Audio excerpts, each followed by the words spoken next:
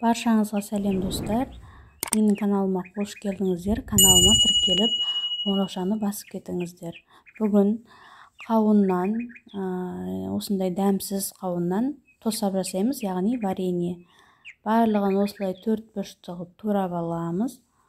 Және қазанымызға 700 грамдай қант салып, және 150 грамм су құйып, сироп жасап аламыз. Қайнағанын күтеміз.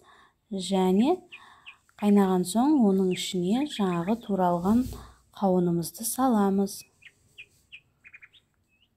Осылай болады. Енді бетіне көбігі шықпау үшін оған сармай саламыз. Көбігі шығып бастады. Сондай көбігі шықпау үшін бетіне сармай саламыз. Сіздерге лайфхак: сармай салсаңыздар көбігі шықпайды вареньенің. Енді жай отта осылай қайнатамыз вареньемізді.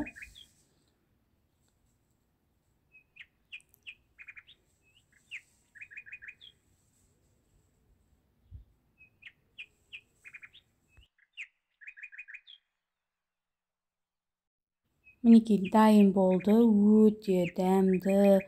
Түсін қараңыздар, алтын сияқты болып, осындай түсте болады. Сіздер де жасап көріңіздер. Дәмсіз қауынды тастамаңыздар, осылай пайдаға жаратыңыздар. Өте дәмді болып шығады.